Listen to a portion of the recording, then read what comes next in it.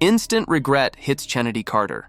After no team signed her because of Caitlin Clark assault, in a dramatic and controversial development that has gripped women's basketball, Chennedy Carter has found herself on the outs with every WNBA team, following her aggressive and unprovoked hip check on rookie sensation Caitlin Clark.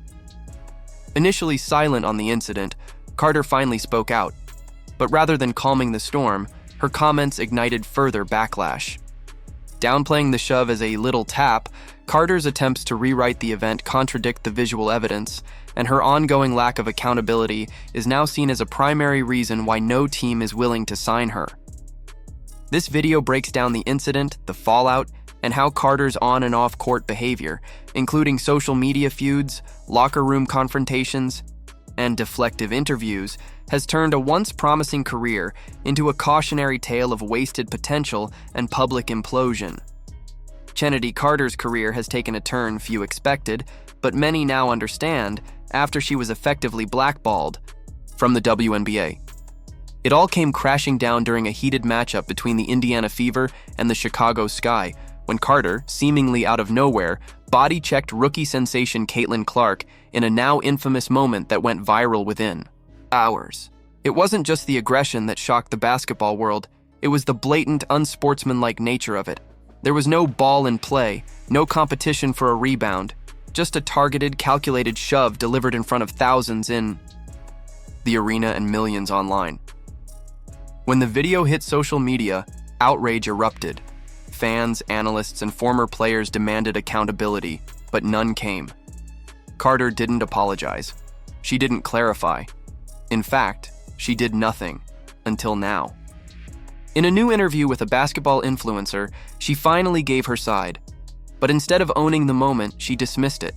She called the hit a little tap, part of basketball.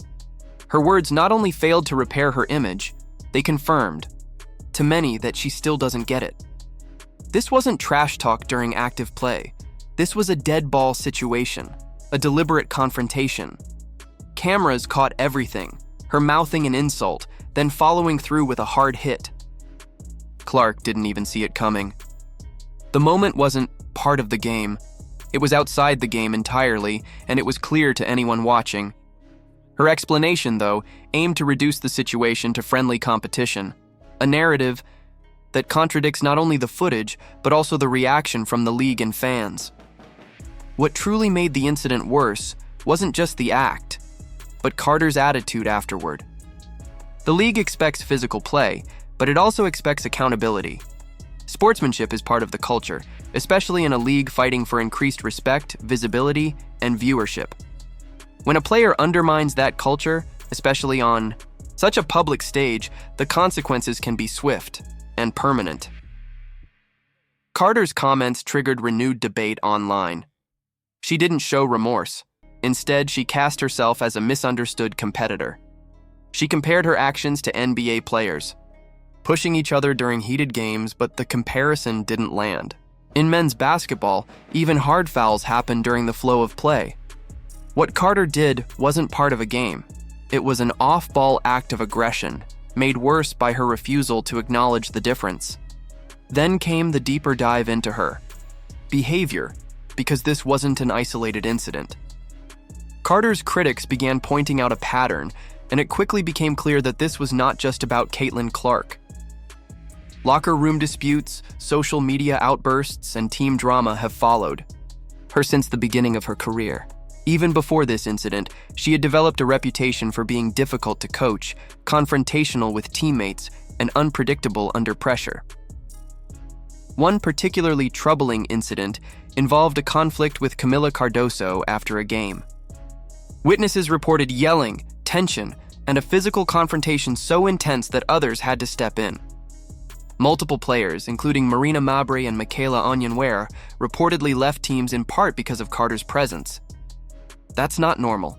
That's not competitive fire. That's toxicity. Then there's Carter's social media behavior. When ESPN released its top player rankings and placed her 25th, Carter lashed out. She didn't take it as fuel for improvement. She took it as a personal insult and brought it to the public stage. She questioned the network's credibility, made passive-aggressive posts, and stirred up unnecessary drama. Players like Aja Wilson and Brianna Stewart would have used the moment as motivation. Carter turned it into a pity parade. She even liked a tweet suggesting her teammates weren't doing enough and that she was the only reason the Chicago Sky were in playoff contention. Imagine being in that locker room and seeing your teammate publicly imply she carried the team alone. That's not leadership. That's arrogance. In a league that thrives on teamwork and cohesion, that kind of behavior is poison. Combine that with reports of Carter missing games without clear medical justification, vague hospital photos posted online, and excuses that insiders labeled suspicious, and you have a player whose reliability is in serious question. The result? Silence from WNBA front offices. Teams passed on Carter over and over again. Not because she couldn't score. Her stats in China and previous WNBA games show she has the talent. But teams want peace over points, culture over chaos. And Carter, in their eyes, represents the latter. They don't want the drama, the locker room tension, or the media distraction. They want players who elevate the brand and the game. Even more alarming, in that same interview where she addressed the Clark incident, Carter said something that left many stunned. "I love the hate." She wasn't just brushing off the criticism, she was feeding off it. That statement sealed it for many executives.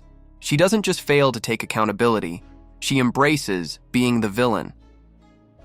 What message does that send in a league growing its audience, expanding its fan base, and welcoming a new generation of stars? It says she's not ready to represent the WNBA the way franchises need her to. And the most tragic part? Carter could have had it all. She's talented, fast, and fearless on the court. She can score in bunches, control pace, and bring an edge few players possess. But she's wasted it with ego, deflection, and behavior that alienates rather than inspires. As of now, no WNBA team has signed her. Not because of one shove, but because of everything that led up to it, and everything that followed. Her interview, rather than closing the door on the Clark incident, only opened up a flood of new concerns about her mindset and maturity.